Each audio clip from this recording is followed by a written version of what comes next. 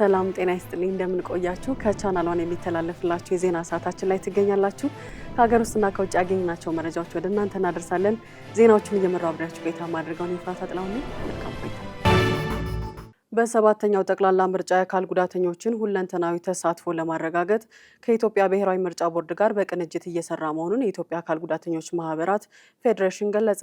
የፌዴሬሽኑ ዋና ዳይሬክተር አባይነህ ጉጆ እንደገለጹት የአካል ጉዳተኞችን ሁለንተናዊ ተሳትፎና ተጠቃሚነት ለማረጋገጥ ውሳኔ ሰጪነት በሚጠይቁ አበይት ሀገራዊ አጀንዳዎች ላይ በቀጥታ ማሳተፍ ይገባል። ምርጫ አካል ጉዳተኞች ህገ መንግስቱ የሰጣቸው መብቶች ከሚያረጋግጡባቸው ሁነቶች መካከል አንዱ መሆኑን ያነሱት አቶ አባይነህ ተፎካካሪ ፖለቲካ ፓርቲዎች ለአካል ጉዳተኞች ምቹ ሁኔታዎችን መፍጠር እንደሚጠበቅባቸው አሳስበዋል።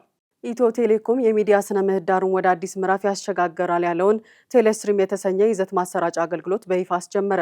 ይህ አገልግሎት የቴሌቪዥን ጣቢያዎች ለሳተላይት ክራይ የሚያወጡትን ከፍተኛ ውጭ ምንዛሬ የሚያስቀር እንደሆነ የተገለጸ ሲሆን እንዲሁም ባህልና እሴት የጠበቁ ይዘቶች የሚቀርቡበት እንደሆነም ተመላክቷል። ማለት ደምላሽ ተጨማሪ አላት። የቤታችሁንም ውበት የጠረጴዛችሁንም ውበት ማታጠፋ አይደል? በጣም ቃል ቴንክ ዩ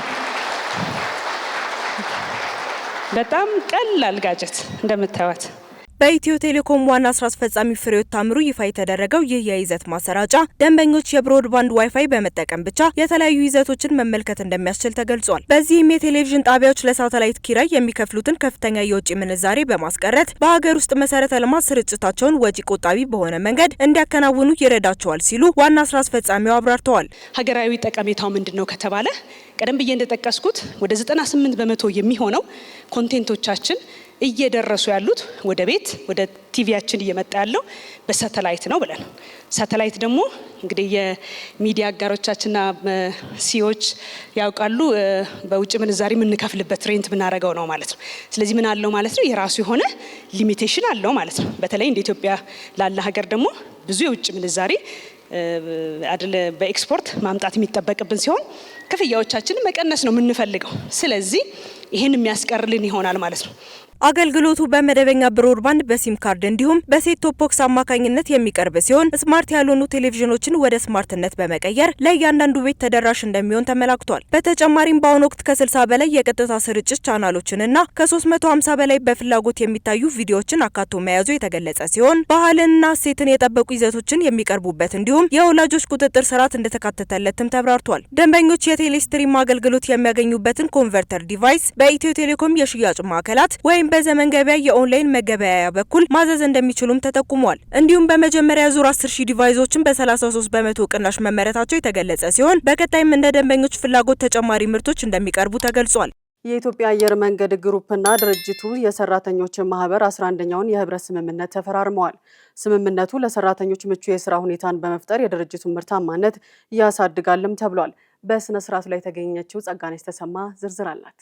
ለ3 ዓመታት በድርድር የቆየው 11ኛው የኢትዮጵያ አየር መንገድ ግሩፕ የህብረት ስምምነት ሁሉንም የድርጅቱን የስራ ሁኔታ ያካተተና ከረጅም ዓመታት በኋላ ለመጀመሪያ ጊዜ ለበረራ ሰራተኞች ደህንነትና ዋስትና ያለው ምቹ የስራ ቦታን የሚፈጥር ነው ተብሏል። ይህ የህብረቱ ስምምነት በአፍሪካ ግዙፍ ከሆነው የኢትዮጵያ አየር መንገድ ግሩፕና ከግሩፑ ሰራተኞች ጋር በድርድር ቆይቶ በስምምነት ተጠናቋል። የኢትዮጵያ አየር መንገድ ግሩፕ የሰው ሀብት አስተዳደር ምክትል ፕሬዝዳንት በቀለ ባዩ እንደገለጹልን 11ኛው የህብረት ስምምነት በውስጡ ለሰራተኞችና ለድርጅቱ መብትና ግዴታ ያስቀመጠ ሰራተኞችን በማብቃት በስራ ላይ እንዲያድጉ በማድረግ የድርጅቱን ትርፋማነት የሚያሳድግ ነው ብለዋል። ጥቅሙ በጣም ፈርጀ ብዙ ነው። እንግዲህ ለሰራተኛው ብቻው ሳይሆን ለድርጅቱም ነው። እኛ ሁሌ ምንድነው ቅድሚያ የምንሰጠው ለድርጅት ነው። ድርጅት በላም ይመሰላል። ላም በደንብ ከተንከባከብሻት ለባለቤቷም ለጎረቤትም ለሀገርም ትተርፋለች እና ድርጅትም እንደዛ ነው። ሰራተኛ ማህበሩም ቢሆን አንዳንድ ነጥቦች ይዞ ሲመጡ ቅድሚያ መስጠት ያለባቸው ለድርጅታቸው ነው። ድርጅት ሰላም ሲሆን ሁሉ ነገር ሲስተካከል ሁላችንም አሸናፊዎች እንሆናለን። ሁላችንም ከሰላሙ ከድርድሩ አትራፊ ነው የምንሆነው። የምናስተናግደው እንግዲህ ዓለም አቀፍ መንገደኞችን ነው፣ ዓለም አቀፍ ደንበኞችን ነው። በእያንዳንዱ ቦታ የምትደረገው ክፍተት እነዚህ አገልግሎታችን ላይ የራሱ የሆነ ተጽዕኖ አለውና በተቻለ መጠን በመነጋገር አንዱ ያንዱን ሀሳብ በመስማት እኩል ላይ በሚያስማሙን ነገሮች ሁሉም ግማሽ መንገድ መጥቶ ድርጅቱን በማይጎዳ መልኩ ሰራተኛውም ጥቅም ሳይበደል ባላንስ አድርገን ነው ይሄን ነገር የሰራ ነው ማለት ነው። የስራና ክህሎት ሚኒስቴር ዴኤታ ዳንኤል ተሬሳ በድርጅቶችና በሰራተኞች መካከል የሚደረጉ ስምምነቶች የሰራተኞችን ዋስትና ከመጠበቅ ባለፈ ለድርጅቱ ትርፋማነት ትልቅ ሚና እንዳለው ለቻናል ዋን ቴሌቪዥን ገልጸዋል። ትልቅ ተሞክሮ ትልቅ ማይልስቶን ነው። ሰው ከስራና ክህሎት አንጻር ይህንን ወደ ሁሉም ማስፋት ሁሉም ኢንዱስትሪዎች ጄኒውን የሆነ ንግግር እንዲያደርጉ ምክክር እንዲያደርጉ ሰላማዊ ኢንዱስትሪን ማረጋገጥ እንዲችሉ ምርትና ምርታማነትን አገልግሎትን ማሻሻል እንዲችሉ ሁሌ ተክተን እንሰራለን። ዛሬም የተገኘው እንግዲህ ጥሩ ተሞክሮ ስለሆነ ይህንን ወደ ሌሎች ማስፋት አስፈላጊ ነው የሚሆነው። ይሄ እንግዲህ በዚህ በህብረት ስምምነት መፈራረም የፕሮሲጀር ጉዳይ አይደለም፣ ወይም ደግሞ የሂደት ወይም ተፈራርሞ ሁለተኛ ነገር አይደለም። ቅድሚያ የሚሰጠው ነው። ምክንያቱም ሰራተኛው ሲደሰት አሰሪው ሲደሰት ነው ውጤታማ አገልግሎት ጥራት ያለው አገልግሎት መስጠት የሚቻለው። ስለዚህ ዛሬ የተደረገው በሁለቱ መካከል ያለውን እምነት ያለውን ምክክር ያለውን መደማመጥ የሚያሳይ ስለሆነ ይህንን በሁሉም አካባቢ ማስፋት፣ ሰላማዊ ኢንዱስትሪ ማረጋገጥ፣ እድገትን ማፋጠን፣ ምርትና ምርታማነትን አገልግሎትን ማሻሻል ስለሆነ ይህንን ማጠናከር ያስፈልጋል። እንደ ስራና ክህሎት በጣም ደስተኞች ነን። ይህንን ወደ ሁሉም እንዲሰፋ ከነሱ ጋር ከሚመለከታቸው በሰራተኛ ከአሰሪ ጋርም እንሰራለን ማለት ነው። የኢትዮጵያ አየር መንገድ ግሩፕ ዋና ስራ አስፈጻሚ መስፍን ጣሰው 11ኛው የህብረት ስምምነት የአየር መንገዱን ትርፋማነት የሚያረጋግጥ እንደሆነ ገልጸው በአፍሪካ ግዙፍ የሆነው የኢትዮጵያ አየር መንገድ እዚህ ስኬት ላይ የደረሰው ሰራተኞችና ማኔጅመንት በጋራ በመስራት እንደሆነ ጠቅሰዋል። የጤና ሚኒስቴር ከትምህርት ሚኒስቴር ጋር በመተባበር በአዲሱ የስርዓተ ትምህርት ትግበራ መሰረት የሁለተኛ ደረጃ ተማሪዎች የስነ ተዋልዶ ጤናን ከባዮሎጂ ትምህርታቸው ጋር አቀናጅተው እንዲረዱ የሚያስችል አጋዥ መጽሐፍ ይፋ ማድረጉን አስታወቀ። አጋዥ መጽሐፉ በዘርፉ ከፍተኛ እውቀት ባላቸው ባለሙያዎች የተዘጋጀና ተማሪዎች በቀላሉ ሊረዱትና ሳቢ በሆነ መልኩ የተዘጋጀ መሆኑን በጤና ሚኒስቴር የስነ ተዋልዶ የቤተሰብ እቅድና አፍላ ወጣቶች ጤና ዴስክ ኃላፊ ዶክተር አለማየሁ ሁንዱማ ገልጸዋል። ኃላፊው እንደገለጹት የሀገርን እድገት ማረጋገጥ የሚቻለው በተለይም በወጣቶች ላይ በትኩረት መስራት ሲቻል ነው። በዚህ እድሜ ክልል ውስጥ የሚገኙ አፍላ ወጣቶች የሚያጋጥሟቸውን የተፈጥሮ የአካልና የስነ ልቦና ለውጦችን በሚገባ ተረድተው ትምህርታቸውን ያለምንም መስተጓጎል መከታተል እንዲችሉ እንዲህ ያሉ አጋዥ መጽሐፍት የሚናቸው የጎላ መሆኑን ጠቁመዋል። የአጋዥ መጽሐፍ ተማሪዎች ስለ ጤናቸው በቂ ግንዛቤ እንዲኖራቸው ከማድረጉም ባለፈ በትምህርታቸው ውጤታማ እንዲሆኑና የነገዋን ኢትዮጵያ በእውቀት እንዲገነቡ ትልቅ እገዛ ያደርጋል ብለዋል። ወጣቶች በትምህርታቸው ወቅት የሚያጋጥሟቸውን ተግዳሮቶች በእውቀትና በጥበብ እንዲያልፉ የሚያስችሉ መሰል ተግባራት ተጠናክረው እንደሚቀጥሉም ተመላክቷል። እየተከታተላችሁ የምትገኙት ከቻናል ዋን የሚተላለፍላችሁ የዜና ሰዓታችን ነው። አሁን ደግሞ ከውጭ ወዳገኘናቸው መረጃዎች አልፋለሁ። ዚምባብዌ በ2 ዓመት ጊዜ የሚወሰደውን አዲስ የኤችአይቪ መከላከያ መድኃኒት በይፋ አስጀመረች። ዚምባብዌ በመርፌ የሚሰጥና ውጤታማነቱ አስተማማኝ የሆነውን ሌናካፓቪር የተሰኘ የኤችአይቪ መከላከያ መድኃኒት በብሔራዊ ደረጃ በይፋ በማስጀመር በዓለም አቀፍ ደረጃ ከመጀመሪያዎቹ ተርታ ተሰልፋለች። ለዝርዝሩ ጸጋነሽ ተሰማ። የዚምባብዌ ጤና ጥበቃ ሚኒስትር ዳንግላስ ሞምቤሾራ መድኃኒቱ ኤድስን እንደ የሕዝብ ጤና ስጋት ለማስወገድ በሚደረገው ጥረት ውስጥ ትልቅ ምዕራፍ መሆኑን ገልጸዋል። በጊሊያድ ሳይንስ የበለጸገውና ባለፈው ህዳር ወር በሀገሪቱ ፍቃድ ማረጋገጫ ያገኘው ይህ መድኃኒት በየቀኑ የሚወሰዱ የቅድመ ተጋላጭነት መከላከያ መድኃኒቶችን አስፈላጊነት የሚያስቀር ነው። በመጀመሪያው ምዕራፍ በ24 ማዕከላት ውስጥ ለሚገኙ 46000 ከፍተኛ ተጋላጭ ለሆኑ ዜጎች ይሰጣል የተባለ ሲሆን ቅድሚያ ለወጣት ሴቶች፣ ለታዳጊዎችና በሽታው ተጋላጭ ለሆኑ የማህበረሰብ ክፍሎች እንደሚሰጥ ተገልጿል። ፕሮጀክቱ በአሜሪካ መንግስትና በግሎባል ፈንድ ድጋፍ የሚከናወን እንደሆነ ሚኒስትሩ ገልጸዋል። መድኃኒቱ በአመት 2 ጊዜ በመርፌ የሚሰጥ ከሞላ ጎደል 100% የመከላከል አቅም እንዳለው ተረጋግጧል። የዓለም ጤና ድርጅት ዋና ዳይሬክተር ቴድሮስ አድሃኖም ይህንን አዲስ መድኃኒት ከክትባት ቀጥሎ ያለ ምርጥ አማራጭ ሲሉ ማወደሳቸውን አፍሪካ ኒውስ ዘግቧል። በዚምባብዌ በአሁኑ ወቅት 1.3 ሚሊዮን የሚጠጉ ሰዎች ከኤችአይቪ ጋር የሚኖሩ ቢሆንም ሀገሪቱ የተያዘውን የ395 የሕክምና ግቦች ማሳካት የቻለችና የበሽታውን ስርጭት በከፍተኛ ሁኔታ የቀነሰች ሀገር መሆኗ ተነግሯል። የሰው ሰራሽ አስተውሎት ቴክኖሎጂ መጻኢ ዕድል ለሀብታም ሀገሮችና ለተወሰኑ ባለሀብቶች የሚተው ጉዳይ አለመሆኑን የተባበሩት መንግስታት ድርጅት ዋና ጸሐፊ አንቶኒዮ ጉተሬስ ተናገሩ። አማሩ ገብሩ ዝርዝር አለው። ዋና ጸሐፊው በህንድ በተካሄደው የሰው ሰራሽ አስተውሎት ተጽዕኖ ኮንፈረንስ ላይ ዓለም አቀፍ ፈንድ በማሰባሰብ ታዳጊ ሀገራትን ከቴክኖሎጂው ተጠቃሚ ማድረግ እንዲቻል የ$3 ቢሊዮን ፈንድ እንዲቋቋም ጥሪ አቅርበዋል። በዚህም የአቅም ግንባታ፣ የኮምፒውተር መሰረተ ልማት ተደራሽነትን ማረጋገጥ ብሎም አካታች የሆነ የቴክኖሎጂ ስነ ምህዳርን መገንባት አስፈላጊ መሆኑን አጽንኦት ሰጥተውበታል። ተገቢው መዋለ ንዋይ በዘርፉ ካልፈሰሰ በርካታ ሀገራት ከቴክኖሎጂው ተጠቃሚነት ሊወጡ እንደሚችሉም አንስተዋል። ለማሰባሰብ የታለመው $3 ቢሊዮን ሲሆን ይህም የአንድ ቴክኖሎጂ ኩባንያ ዓመታዊ ገቢ 1% በታች መሆኑ ተመላክቷል። የተባበሩት መንግስታት የሰው ሰራሽ አስተውሎት ልማት በአግባቡ እንዲመራ ለማድረግ እያደረገ ያለውን ጥረት በተመለከተ በተለይም ባለፈው ዓመት በተካሄደው ጠቅላላ ጉባኤ ላይ ነፃ ዓለም አቀፍ የሰው ሰራሽ አስተውሎት ሳይንሳዊ ፓናል ማቋቋሙን ዋና ጸሐፊው አስታውሰዋል። 40 ዓለም አቀፍ የቴክኖሎጂውን ባለሙያዎች ያቀፈው ፓናሉ የሰው ሰራሽ አስተውሎት ስጋቶችን፣ እድሎችንና የማህበራዊ ተጽዕኖዎችን በመተንተን ማስረጃዎችን ለማጋራትና የእውቀትን ክፍተቶች ለመሙላት እንደሚሰራም የተመድ ድረገጽ መረጃ ያመለክታል። የአሜሪካ ጠቅላይ ፍርድ ቤት ፕሬዝዳንት ዶናልድ ትራምፕ የጣሏቸውን ታሪፎች ውድቅ አደረገ። ጠቅላይ ፍርድ ቤቱ አብዛኞቹ የትራምፕ ታሪፎች ሕጋዊ ተቀባይነት የላቸውም ካለ በኋላ ፕሬዝዳንቱ ውሳኔውን እያብጠለጠሉ ይገኛሉ። አዲስ የ10 በመቶ ታሪፍ እንደሚጥሉም አስታውቀዋል። የቢቢሲን ዘገባ አማሩ ገብሩ ያቀርበዋል። ትራምፕ የፍርድ ቤቱ ውሳኔ መጥፎ ነው በማለት ታሪፉ ውድቅ እንዲደረግ የደገፉትን ዳኞች አብጠልጥለዋል። አሜሪካ በአውሮፓውያኑ 2025 ይፋ ካደረገቻቸው ታሪፎች መካከል አብዛኞቹ በጠቅላይ ፍርድ ቤቱ ውድቅ ሆነዋል። የጠቅላይ ፍርድ ቤቱ ውሳኔ የትራምፕን ታሪፍ ሲቃወሙ ለነበሩ ነጋዴዎች ትልቅ ድል ነው ተብሏል። በቢሊዮን ዶላር የሚቆጠር በታሪፍ ምክንያት በመንግስት የተወሰደ ገንዘብ ተመላሽ እንዲደረግም በር ይከፍታል ሲሉ ተደምጧል። ትራምፕ ግን ከውሳኔው በኋላ በዋይት ሀውስ ባደረጉት ንግግር በታሪፍ የተወሰደ ገንዘብ ያለ ፍርድ ቤት ክርክር ተመላሽ አይሆንም፣ ይህም ዓመታትን ሊወስድ ይችላል ብለዋል። ታሪፉ የአሜሪካን ኢንቨስትመንትና ንግድ ያበረታታል ብለው የሚከራከሩት ትራምፕ ታሪፋቸው ተቀባይነት እንዲያገኝ ሌሎች የህግ አማራጮችን እንደሚጠቀሙ አስታውቀዋል። የጠቅላይ ፍርድ ቤቱ ውሳኔ ትራምፕ አምና በአብዛኞቹ የዓለም ሀገራት ላይ የጣሉትን ታሪፍ ውድቅ ያደርጋል። መጀመሪያ ላይ ሜክሲኮ፣ ካናዳና ቻይና ላይ አነጣጥሮ የነበረው ታሪፍ ሌሎች በመቶዎች የሚቆጠሩ ሀገራትን እንዲሸፍን ትራምፕ መወሰናቸው ይታወሳል። ትራምፕ ታሪፉን የጣሉት እንደ አውሮፓውያን አቆጣጠር በ1977 የወጣ ህግን መሰረት አድርገው ሲሆን ህጉ አሜሪካ አደጋ ውስጥ ስትወድቅ ፕሬዝዳንቷ የገበያ ሁኔታን እንዲያስተካክል ይፈቅዳል። ሆኖም ግን በወቅቱ አሜሪካውያን ነጋዴዎች ምርቶችን ወደ ሀገራቸው ለማስገባት ከፍተኛ ቀረጥ እየተጠየቁ በመሆኑ የሸቀጦች ዋጋ እንደሚንር በመግለጽ ተቃውሟቸውን አሰምተው ነበር። ትራምፕ ለሁለተኛ ጊዜ ስልጣን ከያዙ በኋላ ከገጠሟቸው ፈተናዎች መካከል የፍርድ ቤቱ ውሳኔ ተጠቃሽ ነው። ትራምፕ የፍርድ ቤቱ ውሳኔ በጣም አሳዛኝ ነው ብለዋል።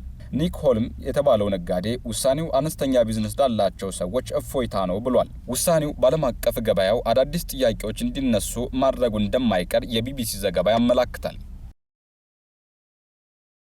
በገበያ ላይ ካሉ በርካታ ታዋቂ የጆሮ ማዳመጫ ምርቶች ውስጥ ለካንሰር አጋላጭ የሆኑ አደገኛ ኬሚካሎች ተገኙ። የአውሮፓው ቶክስ ፍሪ ላይፍ ፎር ኦል የተባለ ፕሮጀክት በሳይንቲስቶች በቅርቡ ባወጡት አዲስ ዓለም አቀፍ ጥናት እንዳመላከቱት በተለያዩ ዓለም ሀገራት ገበያዎች ላይ የሚገኙት የጆሮ ማዳመጫዎች ለጤና አደገኛ የሆኑ ኬሚካሎች ተገኝቶባቸዋል። ለዝርዝሩ ማሌት ደመላሽ። የጥናት ቡድኑ የተለያዩ የኦንላይን መገበያያ ገጾችን ጨምሮ በኦስትሪያ፣ ሃንጋሪ፣ ስሎቫኪያ፣ ስሎቬኒያ እና ቼክ ሪፐብሊክ ገበያዎች የሚሸጡ 81 የጆሮ ማዳመጫዎችን መርምሯል። ጥናቱ የማይታይ ስጋት ሲል በገለጸው በዚህ ግኝት እንደየምርቶቹ አይነት 98 በመቶና 75 በመቶ የተለያዩ የኬሚካል አይነቶችም ተገኝቶባቸዋል። በዓለም አቀፍ ደረጃ ታዋቂና ተፈላጊ የሆኑትን እንደ ታላላቅ ምርቶች ሳይቀሩ ይኸው ኬሚካል የተገኘባቸው እንደሆነ ተመላክቷል። በአንዳንድ ምርቶች ውስጥ ያለው የኬሚካል መጠን የአውሮፓ ኬሚካል ኤጀንሲ ከፈቀደው 10 ሚሊግራም ገደብ በላይ እስከ 315 ሚሊግራም ሆኖም ተገኝቷል። እንደ ጥናት ቡድኑ ገለጻ እነዚህ ዘላቂ ኬሚካሎች ከጆሮ ማዳመጫው ፕላስቲክ በመላቀቅ በቆዳ በኩል ወደ ሰውነታችን በመግባት ለተለያዩ የካንሰር አይነቶች የመጋለጥ እድልን ይጨምራሉ። የሆርሞን መዛባትን፣ በልጆች ላይ የጭንቅላት እድገት ችግርን ብሎም ለከፍተኛ የጉበት ህመም እንደሚዳርጉም አመላክተዋል። የአሜሪካ ስታንፎርድ ዩኒቨርሲቲ ተመራማሪዎች የጉንፋን፣ የባክቴሪያና የሳምባ ኢንፌክሽንን በአንድ ጊዜ መከላከል የሚችል በአፍንጫ የሚረጭ ክትባት መስራታቸውን አስታወቁ። ሄሮዳዊት ንጉሴ ዝርዝሩን ታቀርበዋለች። ተመራማሪዎች በአንድ ክትባት ብቻ ሰዎችን ከሳል ከጉንፋንና ከበርካታ የመተንፈሻ አካላት ላይ የሚከሰቱ የባክቴሪያ ኢንፌክሽኖች መጠበቅ የሚችል አዲስ ሳይንሳዊ ግኝት ላይ መድረሳቸውን አስታውቀዋል። ይህ ግኝት በሕክምና ዓለም ውስጥ ከፍተኛ ተስፋ ያሳያል የተባለለት ሲሆን ጥናቱ በአሜሪካ በሚገኘው ስታንፎርድ ዩኒቨርሲቲ ተመራማሪዎች የተካሄደ ነው። ክትባቱ በአፍንጫ የሚሰጥ ሲሆን የተለመዱ ክትባቶች አንድ የተወሰነ ቫይረስ ወይም በሽታ ላይ ብቻ ሲያተኩሩ፣ ይህ አዲስ ክትባት ግን የሰውነት የመጀመሪያ መከላከያ ስርዓትን በተለይም በመተንፈሻ የመተንፈሻ አካላት ውስጥ ያለውን መከላከያ ኃይል የሚያጠናክር ነው ተብሏል። ክትባቱ በመጀመሪያ በእንስሳት ላይ በተደረገበት ምርመራ በተለያዩ ቫይረሶች፣ ባክቴሪያዎችና አለርጂ የሚያስነሱ ነገሮች ላይ የመከላከል ችሎታ እንዳለው ታይቷል። ከአንድ ጊዜ ክትባት በኋላ ለብዙ ወራት መቆየት መቻሉም ተመላክቷል። ይህ ግኝት የወደፊት የጉንፋን ወቅታዊ ክትባቶችን ቁጥር ሊቀንስ እንዲሁም አዲስ ወረርሽኞች ሲነሱ በፍጥነት መከላከያ ሊሆን ይችላል የተባለ ሲሆን በዚህም የህዝብ ጤና ላይ የሚያሳድረውን ጫና ሊቀንስ እንደሚችል ይጠበቃል። ሆኖም ባለሙያዎች ይህ ክትባት እስካሁን በሰዎች ላይ እንዳልተሞከረ በማስጠንቀቅ ደህንነቱ በሰውነት ላይ የሚቆይበት ጊዜና የሚፈጥረው ተጽዕኖ በሰፊ ጥናት መረጋገጥ እንዳለበት አብራርተዋል። ይህ አዲስ ክትባት በዓለም ዙሪያ በሚከሰቱ የመተንፈሻ በሽታዎች ላይ የመከላከያ አቅምን ለማሻሻል ተስፋ የሰጠ መሆኑ ተገልጿል። ዘገባው የቢቢሲ ነው። በሰው ልጆች ዘንድ 18 ዓመት የአዋቂነትና የመብሰል መለኪያ ተደርጎ ቢወሰድም አዲስ ይፋ የሆነ ጥናት ግን ይህን ፉርሽ አድርጎታል። ጥናቱ የሰው ልጅ አእምሮ ሙሉ በሙሉ ብስለት ላይ የሚደርሰው በ18 ዓመት ሳይሆን በ32 ዓመቱ ነው ሲል አስቀምጧል። ሄሮዳዊት ንጉሴ ተጨማሪ አላት። ኢትዮጵያን ጨምሮ በበርካታ ሀገራት ህጋዊና ዘልማዳዊ እምነት መሰረት አንድ ሰው እድሜው 18 ሲሞላ ነፍስ አወቀ፣ አደገ፣ በሰለ የሚሉ ትርጓሜዎችና እውቅናዎች ይሰጡታል። በሀገር አቀፍ ምርጫ ድምጽ ከመስጠት እስከ መንጃ ፍቃድ ማውጣትና መሰል መብቶች የሚገኙትም ከዚህ የእድሜ ድምዳሜ በኋላ ነው። ነገር ግን በፈረንጆቹ 2025 በታዋቂው ኔቸር ኮሚኒኬሽን መጽሔት ላይ የወጣውና በካምብሪጅ ዩኒቨርሲቲ አማካኝነት ከ0 እስከ 90 ዓመት የሆናቸውን ከ4000 በላይ ሰዎችን አእምሮ የመረመረው ጥናት ይህን ዘመናት የተሻገረ ድምዳሜ ፉርሽ አድርጎታል። በሺዎች የሚቆጠሩ የአእምሮ ኤምአርአይ ምስሎችን በመተንተን የተገኘው ውጤት የሰው ልጅ አእምሮ ሙሉ በሙሉ ብስለት ላይ የሚደርሰው በ18 ዓመት ሳይሆን በ32 ዓመቱ ስለመሆኑ አሳይቶናል። በአእምሮ የግንኙነት መዋቅር ላይ ከፍተኛ ለውጦች የሚታዩባቸው 4 ቁልፍ የእድሜ ምዕራፎችን የለየው ጥናቱ 9 ዓመት፣ 32 ዓመት፣ 66 ዓመትና 83 ዓመት ቁልፍ ምዕራፎች ናቸው ብሏል። የእድሜ እርከኖቹን ፋይዳ በዝርዝር ያስቀመጠው ጥናቱ የመጀመሪያዎቹ 9 ዓመታት ፈጣን እድገትና አስፈላጊ የአእምሮ ሴል ግንኙነቶች የሚቀንሱበት ጊዜ ነው ብሏል። በ18 ዓመት አካባቢ አእምሮ በድንገት አዋቂ የሚሆንበት ምንም አይነት ባዮሎጂያዊ መዋቅር የለም የሚለው ጥናቱ